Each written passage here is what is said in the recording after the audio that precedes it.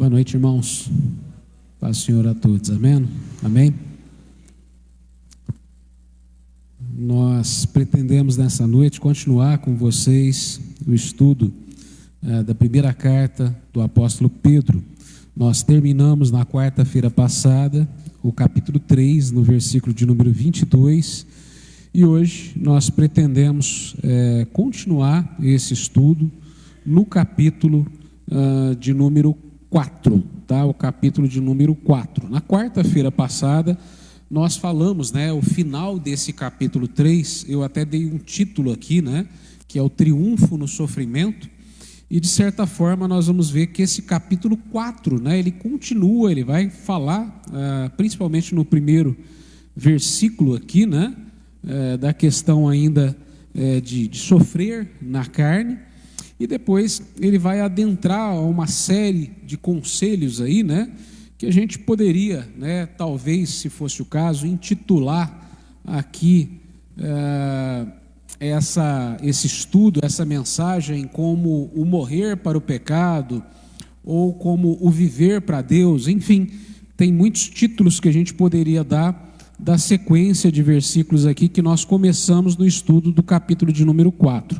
Para que a gente possa ganhar um pouquinho de tempo nessa noite, nós não vamos fazer a leitura, nós vamos fazer depois com vocês sentados.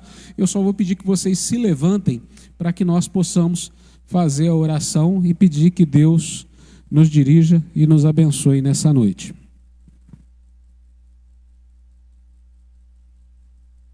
Feche teus olhos. Vamos orar ao Senhor. Senhor, meu Deus e meu Pai, nós queremos te agradecer, Pai, por estar na tua casa nessa noite, por termos, ó Deus, vida, por termos saúde, por termos a oportunidade de estar diante da tua presença, Pai, desejosos de receber os teus ensinamentos, Pai, as orientações que tu tens para nós através do teu Espírito Santo.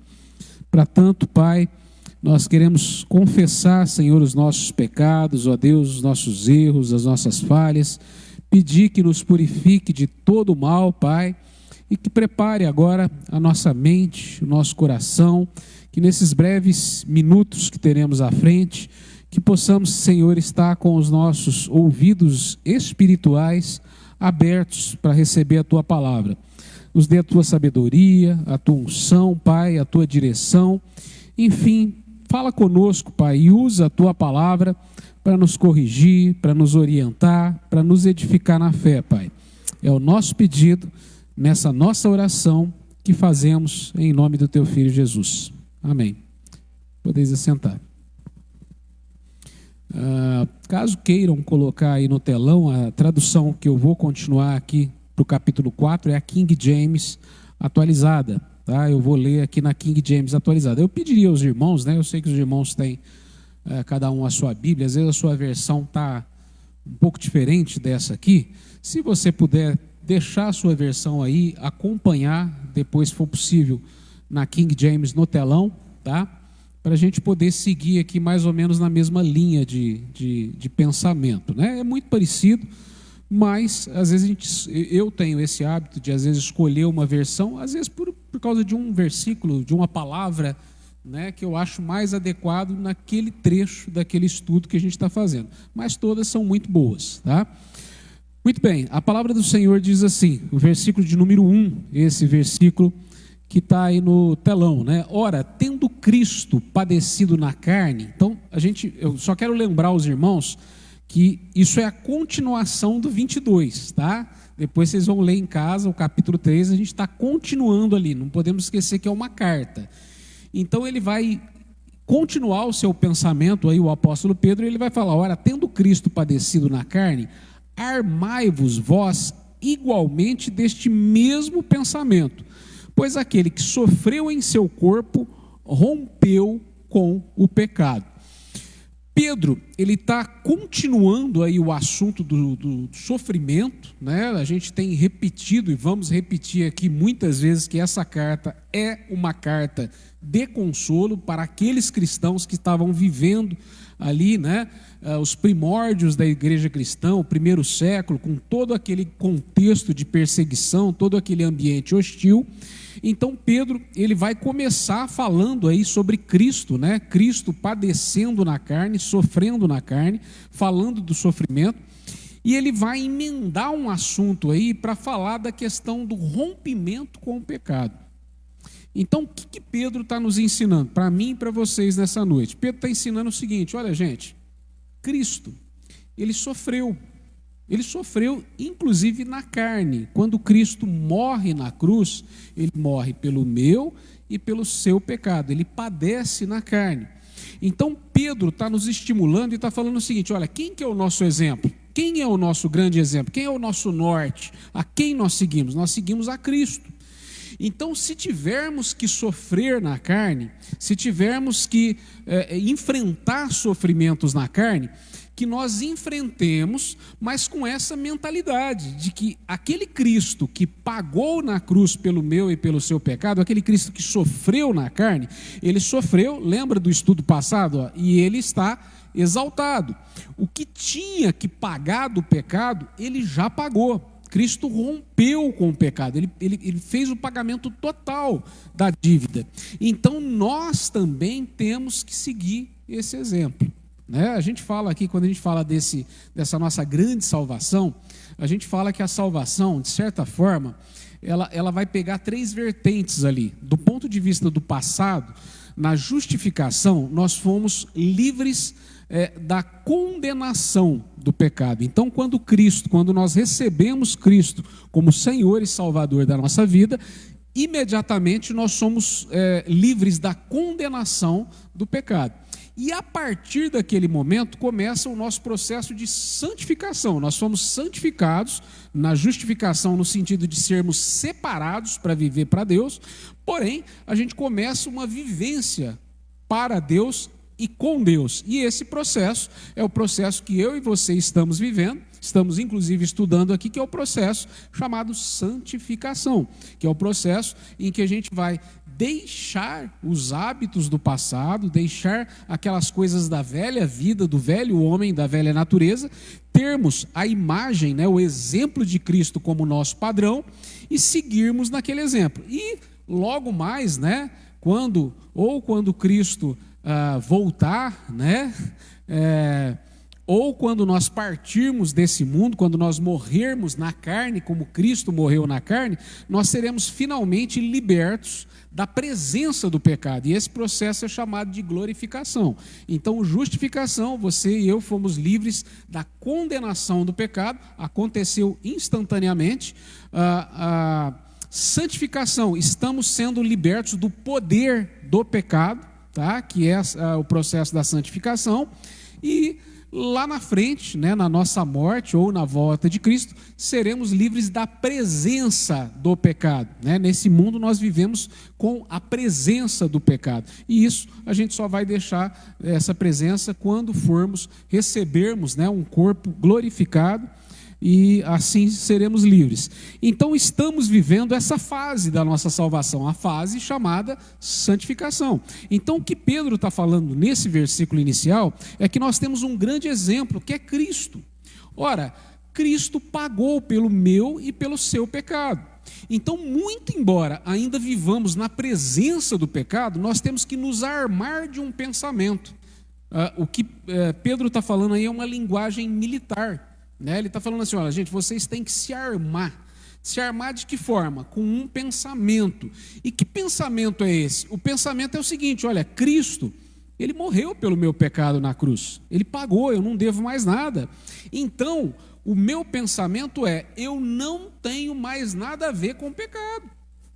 Eu morri para aquela velha vida. Quando Cristo morreu, eu morri com Ele também.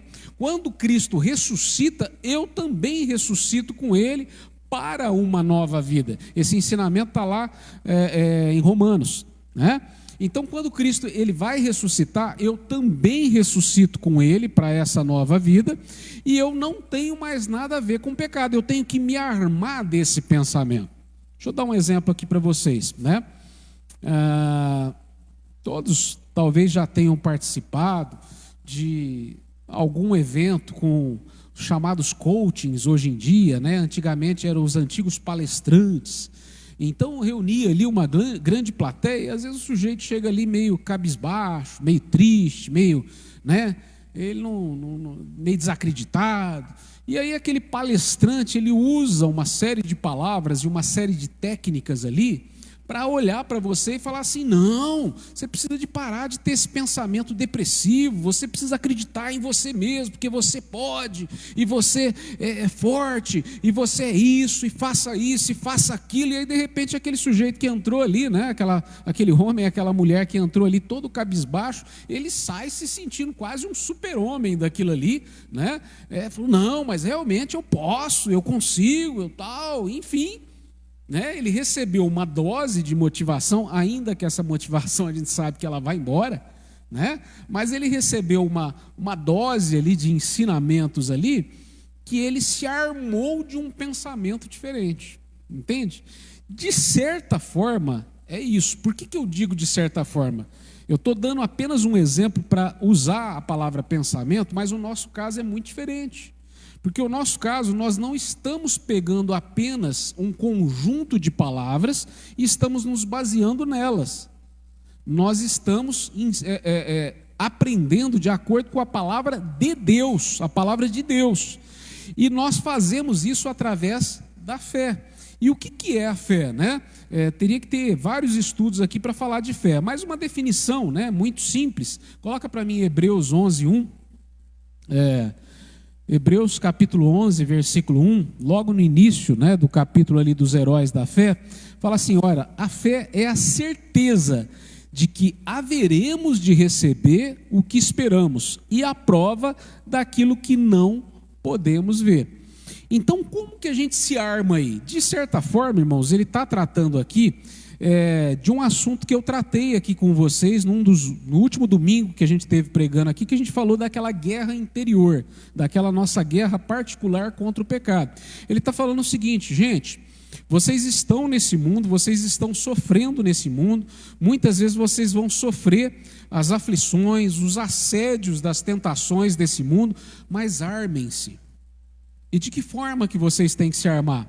Vocês têm que se armar com o pensamento, né? Armai-vos igualmente daquele pensamento que há em Cristo Jesus, que Cristo, ele rompeu, pagou tudo. Ora, nós não temos mais nada a ver com o pecado. Eu tenho que me considerar morto para o pecado e vivo para Deus. E isso eu faço não apenas com base num conjunto de palavras aleatórias de um homem, de um palestrante. Não, eu faço baseado na palavra de Deus e firmado na fé. Por quê? Porque a fé é essa certeza de que eu vou receber aquilo que eu estou esperando. Então, muitas vezes nesse nosso embate, nesse nosso combate com o pecado, uma das maneiras, uma das armas que nós temos é pensar nisso, é pensar em Cristo na cruz. Ora, Cristo morreu na cruz, eu morri com Ele. Cristo ressuscitou, eu ressuscitei com Ele. Eu me armo desse pensamento. E não só me armo desse pensamento, mas eu tenho certeza disso. Então, quando vem o assédio, quando vem o mal, quando vem a tentação, você está armado daquele pensamento para falar: não, eu não tenho mais nada a ver com esse pecado. Eu tinha, mas hoje não. Ah, mas, né, o tentador, né, às vezes a sua própria mente vai chegar e falar para você: mas você não aguenta, você não resiste, você é fraco. E você vai falar: não, mas em Cristo eu aguento sim, em Cristo eu resisto sim, em Cristo eu venço. E eu falo isso baseado na palavra de Deus, e eu tenho fé de que a palavra de Deus é real e é certa em minha vida. Então é mais ou menos isso que Pedro está falando aí, de nós nos armarmos com esse pensamento. Coloca para mim em Romanos capítulo 6, a partir do versículo 10. Tem um pouco de correlação com aquilo que eu estou falando aqui para vocês. Porque ao morrer para o pecado, está falando de Cristo aí, morreu de uma vez por todas para o pecado. Todavia, quanto ao viver, vive para Deus. Versículo 11. Assim, dessa mesma maneira, considerai-vos, olha só, olha o armar do pensamento aí, considerai-vos mortos para o pecado, mas vivos para Deus em Cristo Jesus. Nós sabemos que o pecado ainda está aqui. A gente ainda tem a guerra contra ele. Ele está tentando nos dominar. Mas nós devemos nos armar desse pensamento de que estamos mortos. Isso é o romper com o pecado que está falando aqui no versículo 1. Versículo 12. Portanto, não permitais que o pecado domine o vosso corpo mortal, forçando-vos a obedecerdes às suas vontades. Então você se arma de um pensamento, e esse pensamento ele não é vago, ele é baseado pela fé na palavra de Deus, e você fala, pela fé eu morri lá com Cristo, pela fé eu ressuscitei, pela fé eu não tenho mais nada a ver com esse pecado, pela fé eu posso vencer esse pecado.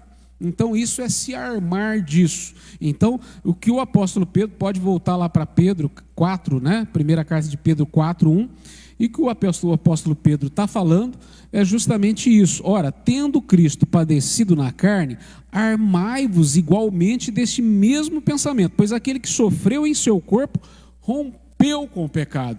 E aí Pedro vai continuar no versículo 2, ele vai falar assim, para que no tempo que vos resta, não vivais mais para satisfazer os maus desejos humanos, mas sim para realizardes a vontade de Deus. Então Pedro está falando o seguinte, gente, vocês têm um tempo, vocês estão vivos aí. Nós não sabemos, né? Quanto tempo nós temos, né? Eu lembro que o saudoso pastor Alcindo Catita, eu gostava de conversar com ele, às vezes ele falava assim para mim, Adriano, todos nós estamos numa fila, mas não sabemos quem está na frente e quem está atrás. Como é que é a sua senha? Se a sua senha está mais próxima ou é a minha. Mas todos nós estamos numa fila. Então, se Cristo não voltar, todos nós vamos partir desse mundo. Então, o que Pedro está falando, gente, olha, no tempo que vos resta, vocês não têm mais nada a ver com o pecado. Vocês têm que romper com o pecado. Vocês têm que passar isso para trás, e vocês não podem viver mais a velha vida, aquela velha vida em que vocês viviam para satisfazer os vossos maus desejos, os desejos pecaminosos, mas sim para realizardes a vontade de Deus. Então eu tenho que viver como nova criatura, como um novo homem pela fé em Cristo Jesus. Então, pela fé em Cristo Jesus, eu creio que Cristo morreu, pagou pelo meu pecado e que Ele me concedeu e me concede poder para me libertar a cada dia mais do pecado. Então, eu rompo com o pecado e eu procuro utilizar o tempo que me resta de uma maneira a não servir mais àquela velha natureza e sim servir aí ao novo homem, aquele que procura realizar a vontade de Deus. Versículo 3. No passado, já despendestes tempo além do razoável, fazendo aquilo que agrada os pagãos. Naquela época andáveis em libertinagem, na sensualidade, nas bebedeiras, orgias e farras, e nas idolatrias repulsivas. Então ele está falando o seguinte, gente, vocês já perderam tempo demais com isso. Será que vocês não vão acordar? Né? Isso acontece no meio da igreja cristã, irmãos. Cristãos que são salvos, né? Ou que pelo menos professam a salvação há 5, 10, 15, 20, 30 anos ou mais, e que não se tocaram ainda, né? Olha, Pedro está falando, gente, já não basta o tempo que vocês passaram no passado, já não basta todo esse tempo que vocês gastaram com isso, vocês não sabem o tempo que resta para vocês. Vocês sabem quanto que vocês gastaram, mas vocês não sabem, vocês têm um dia, um mês, um ano, 10 anos, então usem esse tempo que lhe resta de uma maneira preciosa, de uma maneira para servir a vontade de Deus. Tá? Por quê? Porque vocês já gastaram tempo demais naquela época que andavam em tudo isso, né? Ele está se referindo aí a pessoas que naquela época muitas vezes saíam, né, em bebedeiras, participavam de bebedeiras, e saíam fazendo bagunça, participando de verdadeiras orgias e uma série de coisas aí, que adoravam ídolos e tudo isso. Ele está falando, gente, vocês podem ter vivido nessas coisas ou em coisas parecidas com ela, mas isso é passado, vocês já gastaram tempo além do razoável nisso, né? Então, vamos para frente e vamos viver essa nova vida. Versículo 4. Aí ele vai falar o seguinte, olha, eles acham estranho, olha que interessante, que não vos juntais a eles na mesma correria desenfreada de licenciosidade, e por isso vos caluniam, né? Então, ele está falando aí do seguinte, vamos imaginar que você não era salvo, então você ia para a bebedeira, você ia para fazer aquilo que é errado tal, e de repente você foi salvo por Jesus Cristo. Aquela pessoa, aquela ex-companhia sua, ela olha para você e fala assim, mas peraí, ficou doida, saía para beber com a gente, agora não sai mais, ficou metido, o que é? Qual que é o problema? Ah, mas ia para farra com a gente, agora não faz mais, ele está achando que ele é quem? Que ele é um santo, que é isso, que é aquilo. Né? Então é muito comum, né? Pessoas que, né, outrora viveram numa situação e que se convertem e que às vezes no meio que trabalham, no meio que estudam, que vivem, sofrem essas calúnias, né? O sujeito é um sujeito de mentalidade estreita, o sujeito é um fanático, né? É uma pessoa, é um quadrado, e é isso, né? E isso está falando dos pagãos aí, dos ímpios. Está falando o seguinte, olha, eles acham estranho que vocês não se juntem a eles com isso. E aí, como eles acham estranho, eles falam assim, mas espera aí, a pessoa ao invés de aproveitar, entre aspas, a vida dela, agora o negócio dela é igreja, agora o negócio dela é ir no culto, agora o negócio dela é orar, agora o negócio dela é ir na Bíblia, que coisa estranha. E aí eles vos insultam, eles vos caluniam, é isso que o apóstolo Pedro está falando aí, né? Versículo 5, o apóstolo Pedro continua, ele fala assim, todavia, eles terão de prestar contas àquele que está pronto para julgar vivos e mortos. O que Pedro está falando é o seguinte, olha, esse mesmo Jesus Cristo aí, que sofreu na carne, que morreu, que padeceu na carne, que é o nosso exemplo hoje, é a Ele que nós devemos o restante da nossa vida, é a Ele que nós devemos obedecer, é a Ele que nós devemos seguir. Olha, esses ímpios aí, eles estão esquecendo que chegará o grande dia do grande julgamento, em que todos estarão diante do tribunal de Cristo, daquele que está pronto, né, para julgar vivos e mortos. Por que ele está falando vivos e mortos? Ele está falando com aquele pessoal que estava vivo naquela época e está se referindo ao pessoal que já tinha morrido. É isso. Por isso que ele está falando que está pronto a julgar vivos e mortos, aqueles que uma vez viveram separados de Cristo e agora estão mortos, sem a salvação de Jesus Cristo, e também aqueles que estão vivos, ou seja, um dia vai acontecer, né, de Cristo voltar, e aqueles que estão vivos, né, e que não são salvos, também vão ser julgados. Né? Então Cristo vai julgar vivos, aqueles que estarão vivos por ocasião da volta de Cristo, e também vai julgar os mortos, aqueles que já morreram, né? E morreram separados de Deus, sem ter a salvação em Cristo Jesus. É isso que o Pedro está falando. No versículo 6, continuando, né? Ele fala assim, por esse motivo o evangelho foi pregado também a mortos, para que eles, mesmo julgados no corpo conforme a humanidade, vivam mediante o Espírito segundo Deus. Esse versículo aí também é um versículo muito, às vezes, difícil de entender, muito polêmico. Nesse sentido, fica bem mais claro de entender na NVT. Então, vamos colocar aí a tradução da NVT, desse mesmo versículo, que fica bem mais fácil, tá? Por isso, as boas novas foram anunciadas até mesmo aos mortos, pois embora estivessem destinados a morrer como todo ser humano, agora vivem para sempre com Deus pelo Espírito. Ficou bem mais simples aí, né?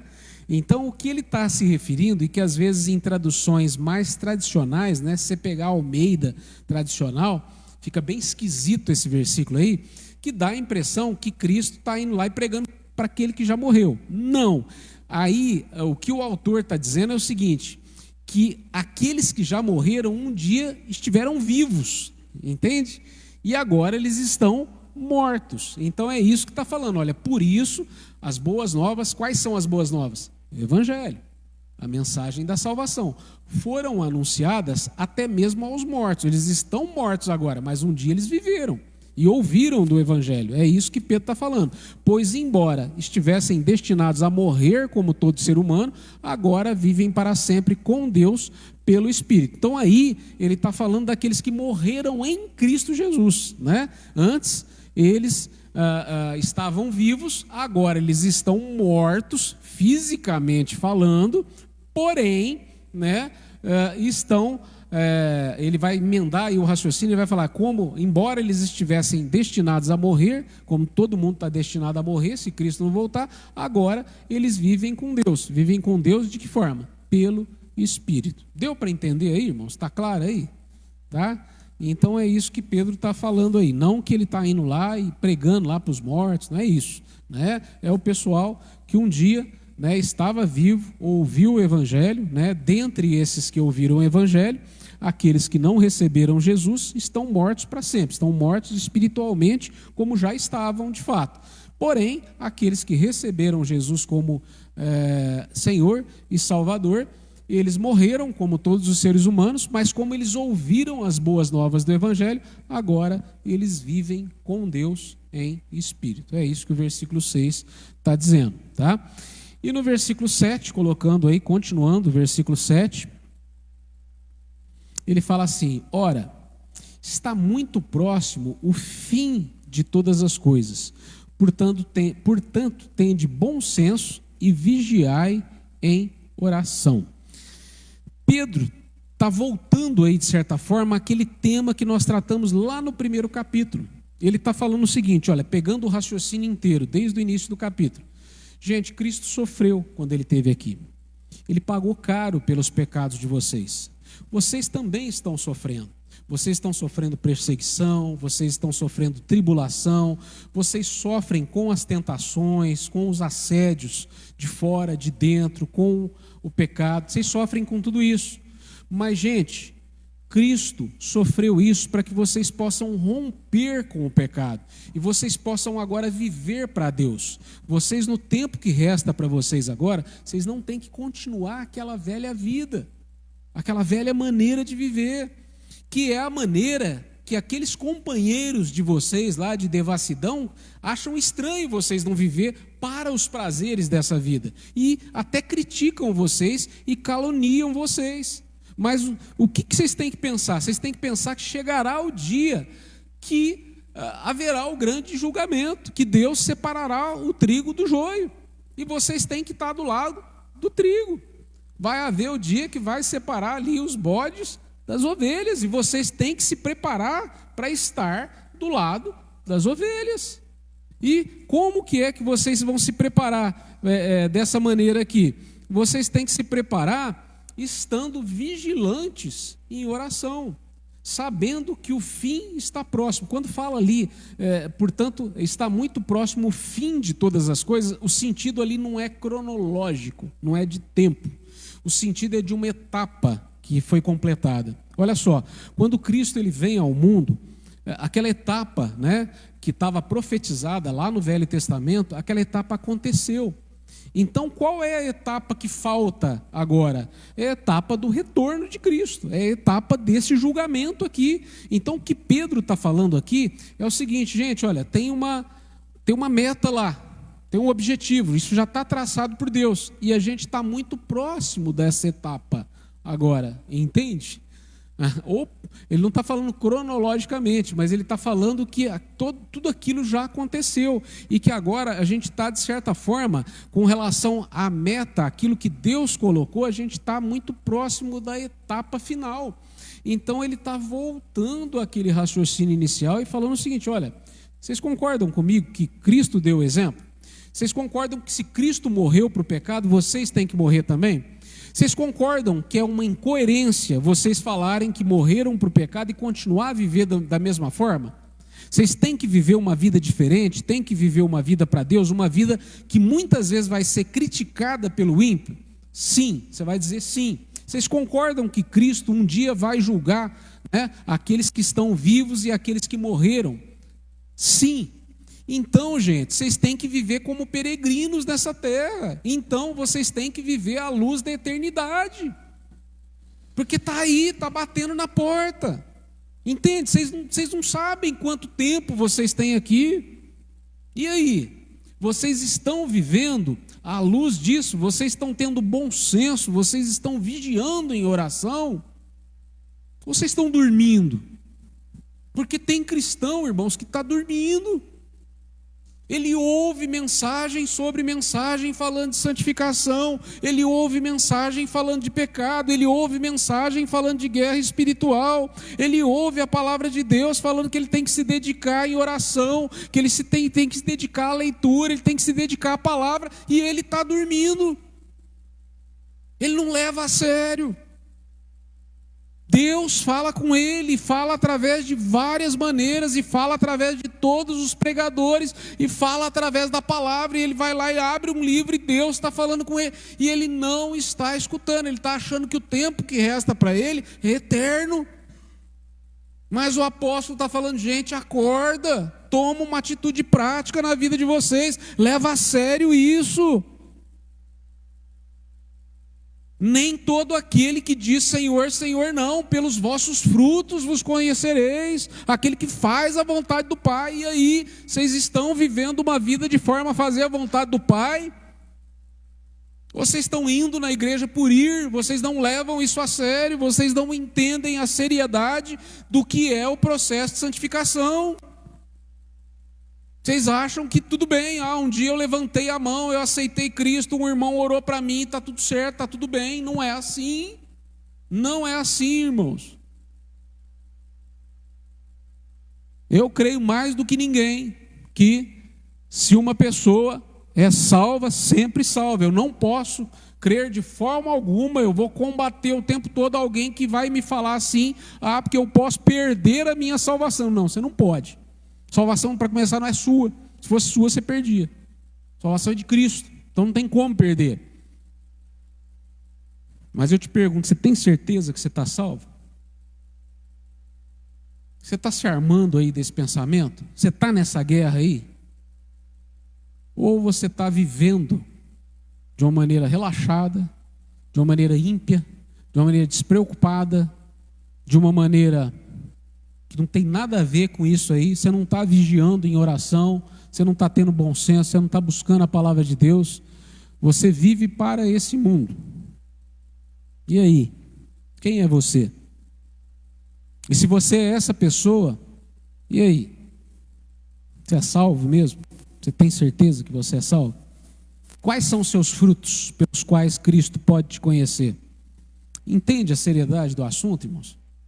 É isso que Pedro está falando aqui. Gente, eu sei que vocês estão sofrendo, mas já que vocês estão sofrendo na carne, lembrem-se que vocês são peregrinos aqui, que isso aqui é rapidinho, isso aqui é passageiro, e vocês têm que se armar do pensamento de Cristo. Eu rompi com aquela velha vida, eu rompi com o pecado. Você sabe que o pecado está ali, você sabe que a presença está ali, mas você está ali para combater. E de que forma que nós temos que combater esse pecado? Nos armando desse pensamento, mas também estando vivendo à luz da eternidade, que é o que Pedro está falando aí. Também estando vivendo, tem uma outra tradução que fala assim, sendo criteriosos. Entende? Aqui está falando tendo bom senso e vigiando em oração. Então tem outra que está falando assim, sendo criteriosos, sendo sóbrios. Ou seja, gente, levando isso daí da maneira séria que tem que ser levada. Você chega na frente de um juiz brincando, você dorme na frente de um juiz, você faz isso? Mas tem cristão que está fazendo isso diante de Deus. Então Pedro está chamando a atenção, está falando, não, gente, o fim está aí. Só tem uma etapa agora. Todas as etapas já foram concluídas. Agora é a etapa do fim mesmo. É Cristo voltar para poder julgar. É Cristo separar o joio do trigo. Então, a NVI, fala assim, sejam criteriosos e estejam alertas. Olha só. Dediquem-se à oração. Entende? Eu estava ouvindo hoje de manhã, eu fui levar a Júlia na escola. Antes das 7 horas ainda, eu estava ouvindo uma pregação de um um pregador que morreu muito jovem, né? Não é muito conhecido hoje em dia, pela maioria das pessoas, mas ele tem um plano bíblico que é muito conhecido, que é o Robert Murray McCheyne. Morreu muito jovem ainda, e teve uma parte da pregação dele que me chamou a atenção, que tem a ver aqui com a oração. E ele dizia o seguinte, que ele se envergonhava quando tinha um dia em que ele encontrava uma pessoa sem antes encontrar com Deus em oração. Então ele falava o seguinte, olha, se eu vou começar o meu dia, e se eu não tive pelo menos uma hora para estar com Deus ali, meditando na palavra e em oração, e eu vou me encontrar com outra pessoa, eu me envergonho por primeiro me encontrar com outra pessoa sem antes dedicar um tempo de qualidade para me encontrar com o meu Deus. Um jovem, irmãos, 20 e poucos anos de idade. E muitas vezes o cristão está dentro da casa de Deus, né? E ele sai de manhã e ele tem um monte de coisa para resolver, mas ele não se encontrou com Deus em oração. Ele não colocou os assuntos do dia que ele tem para resolver naquele dia na presença de Deus em oração. E aí muitas vezes nós somos, né? Eu gosto de um exemplo, que é o exemplo da pólvora. Esse negócio do pecado diante da nossa presença é como pólvora. Então, é mais ou menos o seguinte, se você pegar a pólvora e despejar esse copo d'água na pólvora, eu pergunto, a pólvora explode se ela estiver toda molhada? Não, né? E de que maneira nós nos molhamos? Nós precisamos dessa água, nós precisamos do Espírito Santo sobre a nossa vida. Então é o que Pedro está falando, gente, busquem o Espírito, busquem, estejam alertas em oração, vão até a palavra, busquem aquele revestimento para poder molhar a pólvora. Se você deixar a pólvora sequinha, no final do dia o inimigo vai lá e risca o fósforo e lança lá e explodiu. E quando você vê, você caiu no pecado. Faltou molhar a pólvora, né? Então é o que Pedro, de certa forma, está ensinando aí. Versículo 8, ele fala assim, antes de tudo, exercei profundo amor fraternal uns para com os outros, porquanto o amor cobre uma multidão de pecados. O que Pedro está falando aí não é assim para ser complacente. Se a gente olhar o contexto da palavra de Deus, né, o pastor estava falando lá de Coríntios, né, no domingo, o próprio apóstolo Paulo, ele estava falando, né, que muitas vezes aquele que está dentro da igreja e que está agindo de uma forma corriqueiramente errada e que não se arrepende, não muda aquilo ali, ele tem que ser disciplinado, é o que o apóstolo ensina, não é isso? Então não está falando aqui que, mas vamos usar de amor e vamos deixar ele continuar no pecado e continuar no erro e vamos fazer vista grossa. Não é isso que ele está explicando.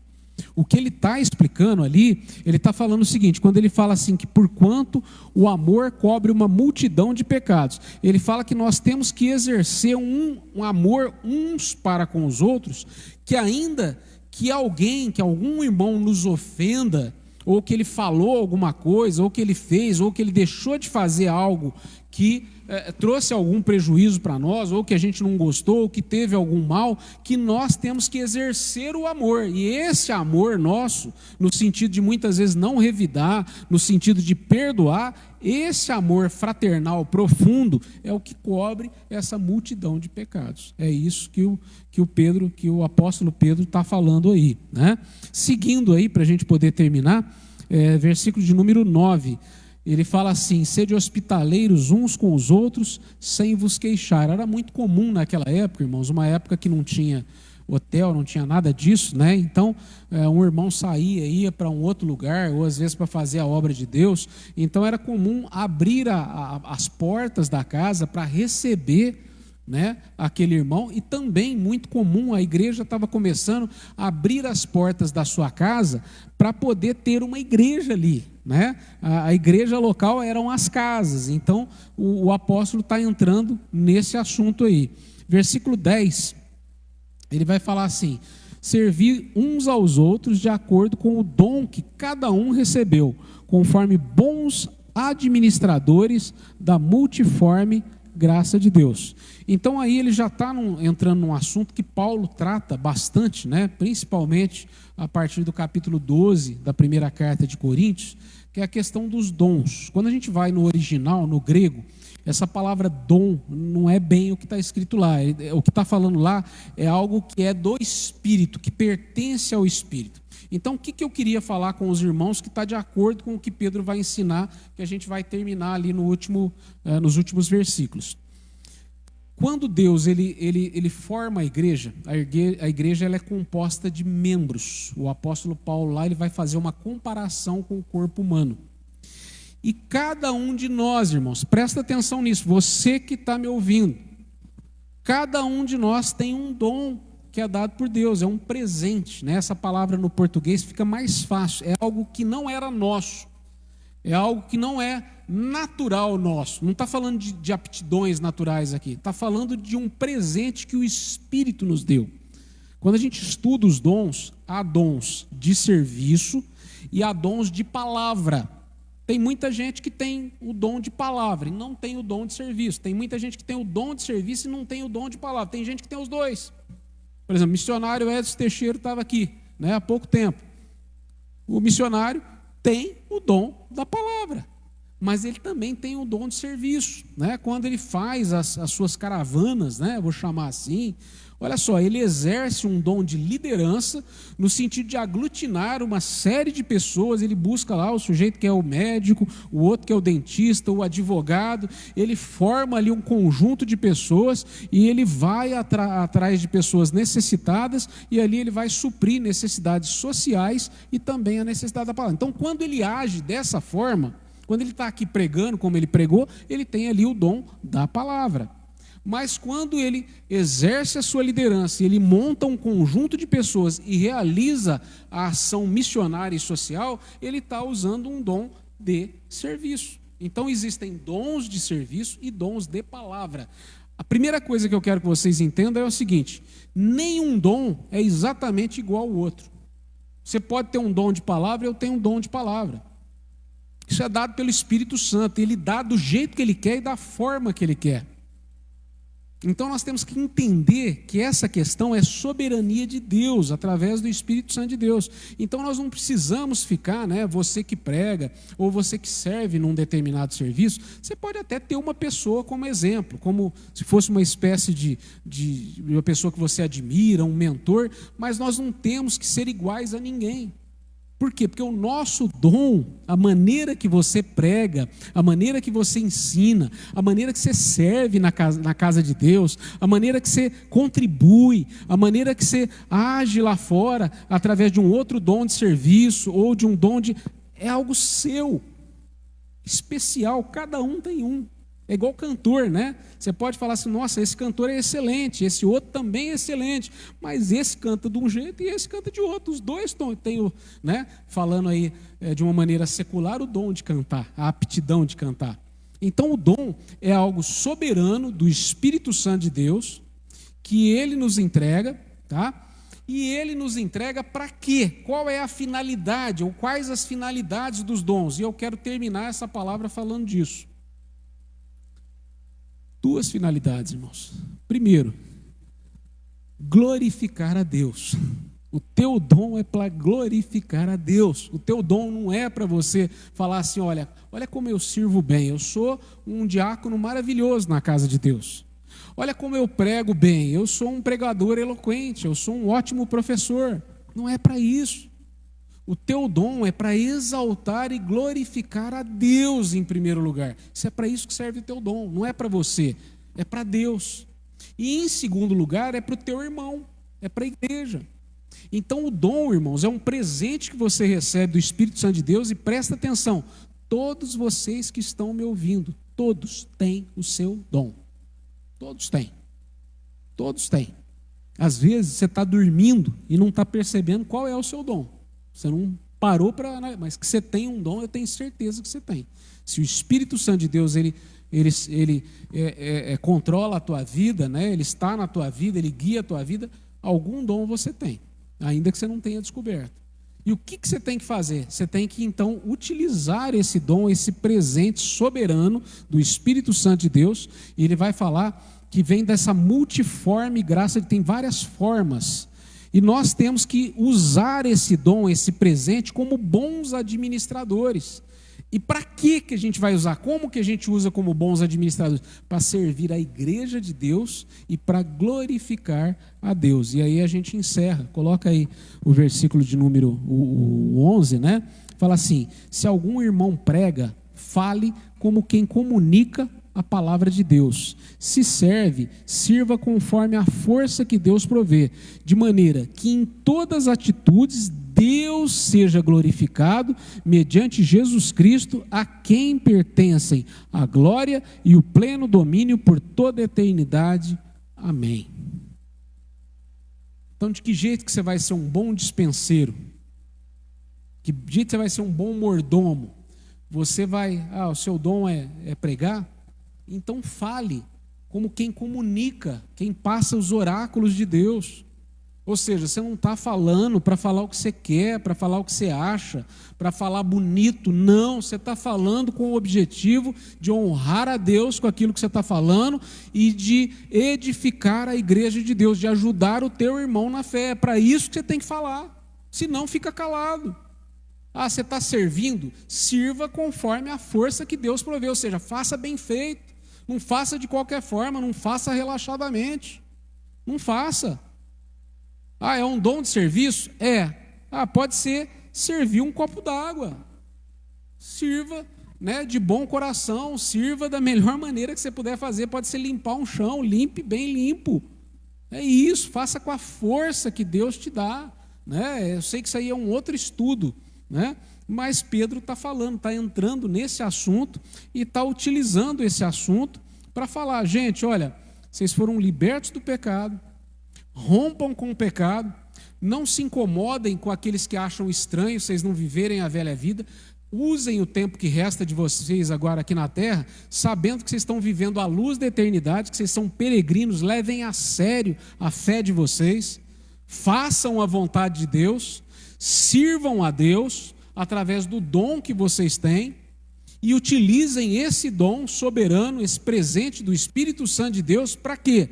Para ajudar o teu irmão. Isso é uma forma de você amar o seu irmão quando você faz isso, para ajudar a igreja de Deus e para glorificar o nome de Deus e de Jesus Cristo, que é o nosso Senhor, a quem pertencem toda a honra, toda a glória, e isso vai ser para todos sempre. Amém, irmãos? Então, basicamente é isso, Nos perdoem, porque são 12 versículos aqui, o tempo aqui é 45 minutinhos, então a gente às vezes tem que correr um pouquinho, mas basicamente é isso que o apóstolo tem para nos ensinar e que nós temos que colocar agora o espelho à nossa frente e verificar aí quais os pontos que nós temos que aplicar em nossas vidas para que Deus seja exaltado e para que Deus seja glorificado. Amém? Eu vou terminar com uma palavra de oração, fique de pé novamente. Senhor, nosso Deus e nosso Pai, nós te louvamos, Senhor, e te agradecemos por tudo. Pai, nos ajude a nos armar com esse pensamento, Pai, pensamento de que rompemos com o pecado, Pai, de que pela fé, Senhor, nós cremos que morremos com Cristo e vivemos para a glória de Cristo, Deus, e que Cristo nos liberta a cada dia, nos dá força e nos libertou do poder do pecado, Pai. Possamos viver dessa forma, que possamos usar o tempo que nos resta como peregrinos nessa terra, vivendo, Pai, à luz da eternidade e nos preparando, Pai, para esse dia glorioso, dia que encontraremos contigo.